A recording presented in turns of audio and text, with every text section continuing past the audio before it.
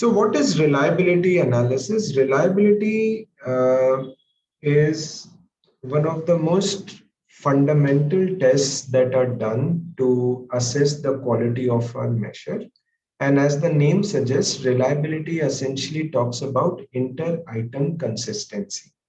Up till now, we have already discussed in our earlier discussions, we have said that reliability tests should be done for reflective indicators only. So we have discussed that if you have a construct,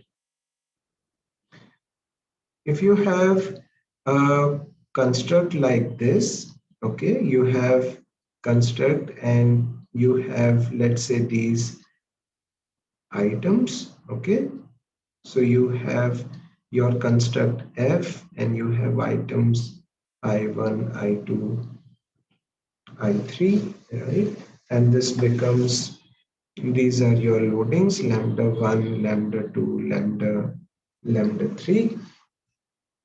Okay, so what is reliability? Reliability is essentially nothing but it is a ratio of the true variance divided by the overall variance of the observed. So we said X is equal to true plus measurement error, right? This was a measurement equation.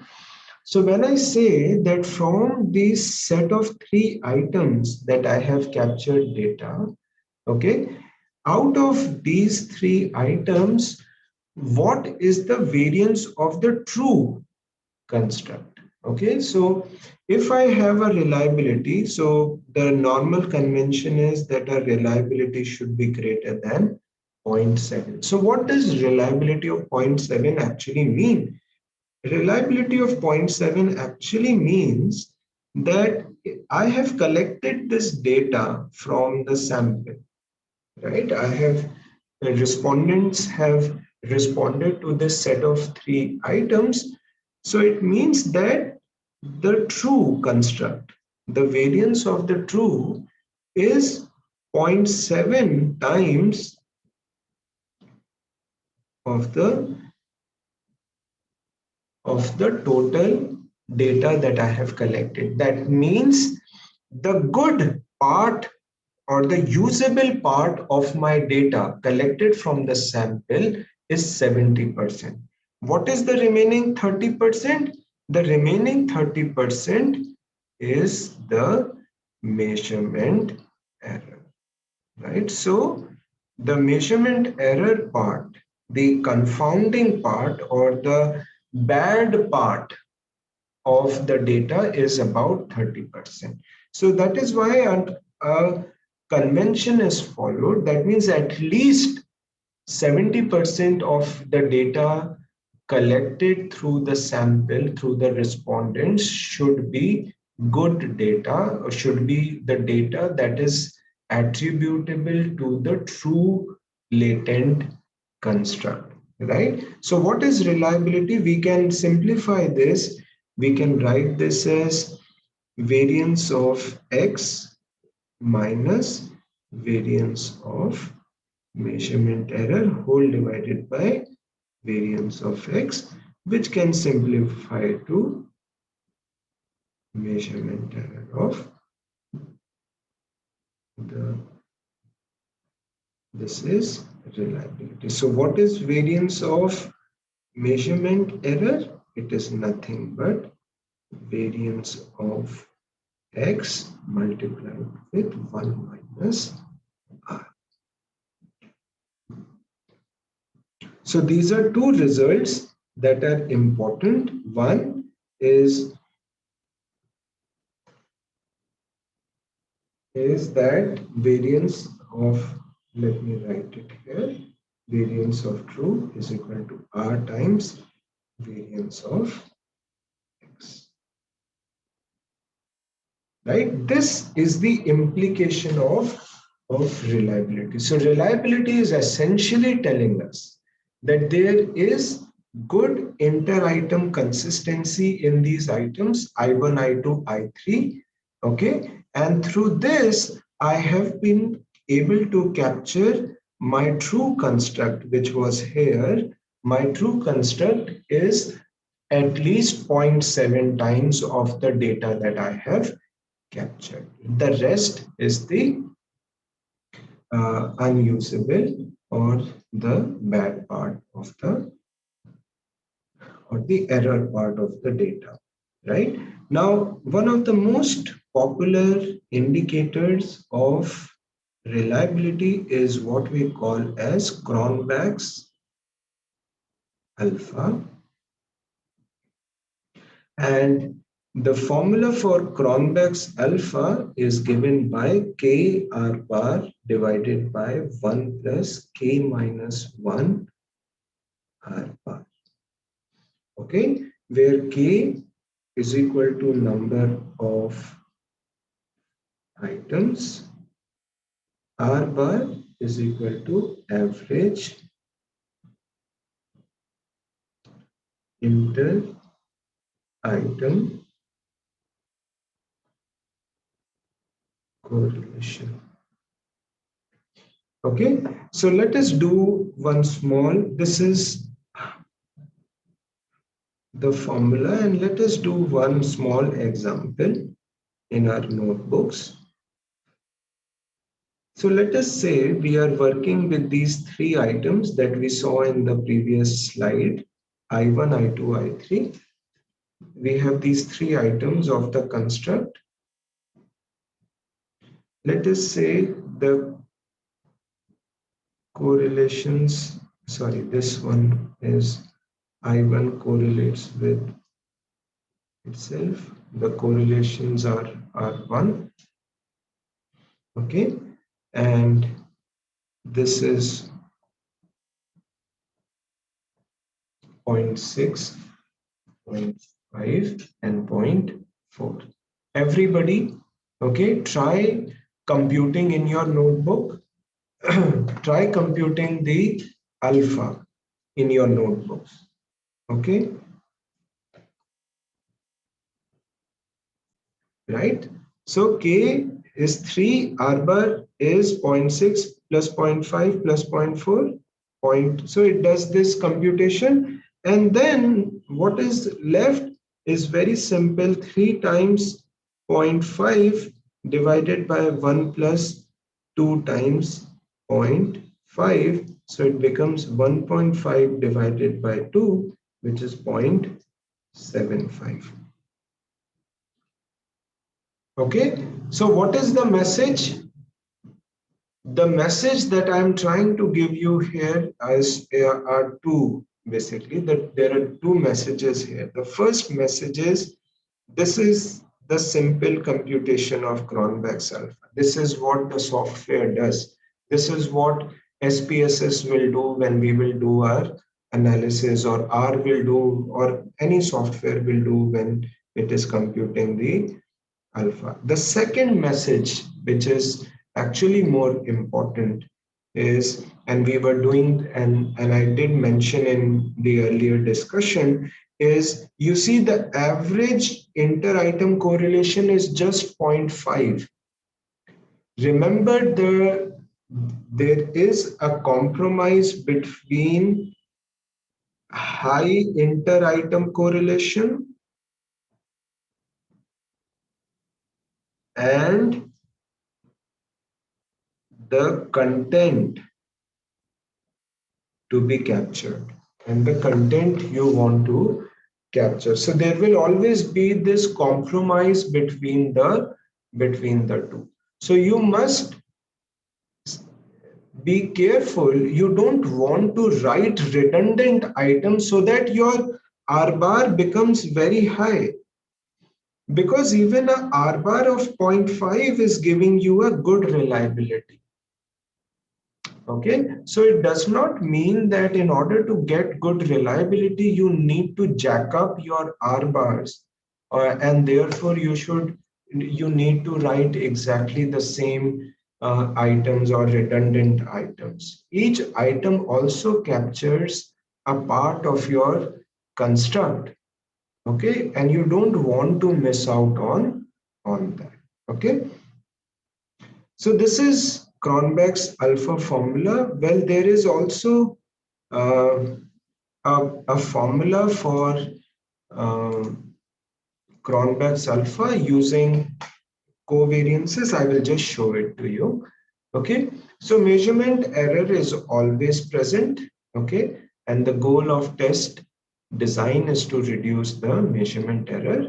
Reliability is the extent to which test measures consistently. And when we are looking at our in SEM or in psychometrics also, we are essentially talking about whether the different items they are able to capture the common construct of which they are the indicators. Okay, yes, this last line is very important. If the test is not reliable, it cannot be valid or useful.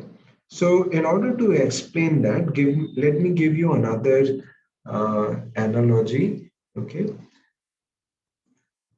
uh, so let's say you are playing a game of dart, and your construct of interest that you want to capture is this black part. This is the part where you want to hit. This is the construct that you want to measure, and you have three arrows. Okay, three chances. Let's say now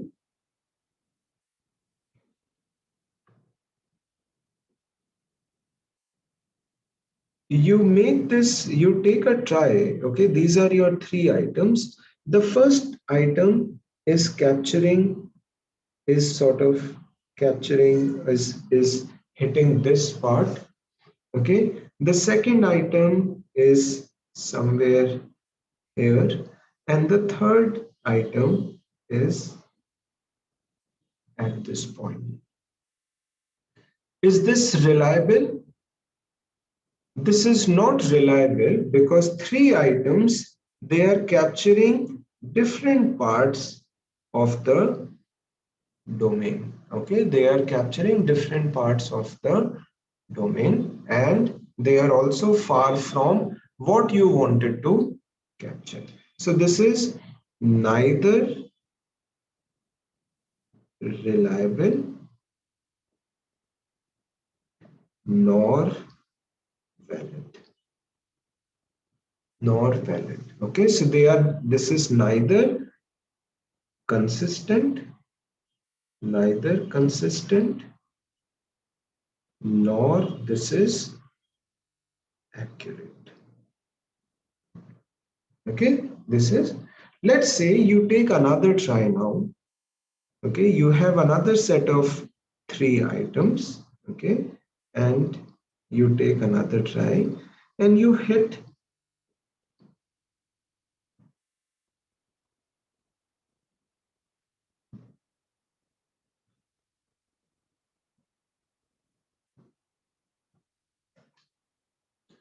So now what has happened? You had another set of items and you tried to capture the construct.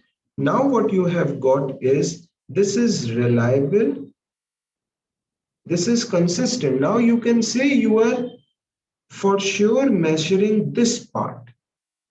Okay, you are measuring something because it is consistently pointing to a particular part of the domain of whatever it is capturing. So it is reliable, but whether what you are capturing through your items, whether it is what you wanted to capture, the black part, that becomes the validity question. So it is reliable but not valid. It is reliable but not valid. Okay, because I am still far, it is not accurate. And then the third comes when you have another set of three items,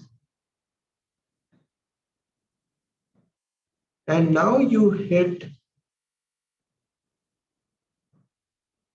some part of the construct. So now what you have got, this is reliable and it is also valid. So what is it that I'm trying to demonstrate here? That a measure needs to be reliable. That is the first condition. Remember this. Okay, a measure needs to be reliable if it has to measure something. So if your measure is not reliable, the question of validity does not even arise because you are not capturing any one thing. You are all over the place. There is nothing consistent in your measure. So therefore, in each and every research study that you will do, you will always report what is your Cronbach's alpha. Irrespective of what scale you use, which sample you are working on, the moment you need to, or the moment you will collect data, okay, from a particular sample, you will have to report reliability to tell to the reader that my scale items are consistently measuring a particular thing. If there is no, the second part is a scale can still be reliable but not valid. Okay, remember reliability is a necessary, okay, let me write it in capital. It is a necessary but not sufficient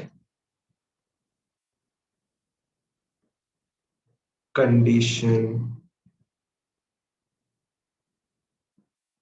for validity. Okay, so reliability is a necessary but not sufficient condition for validity. You need to show reliability in order to talk about validity, but even if your scale is reliable, you may not be able to, even if your scale is reliable, you may still have an invalid measure. Okay, but you will always have to talk about reliability. Who talks about validity? How will you show validity of the measure? You will show validity of the measure by quoting, or when you are using your study, you will say that my scale or my measure was, I picked up measure from whatever. Let's say I picked up this scale from Gupta 2020.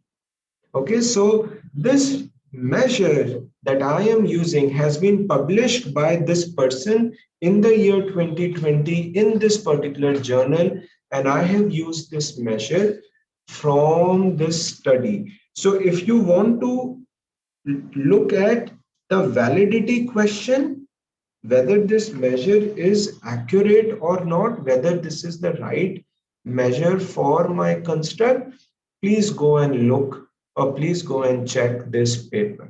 What I am showing here is that my scale, even in this data, this scale that I have used is reliable in my sample.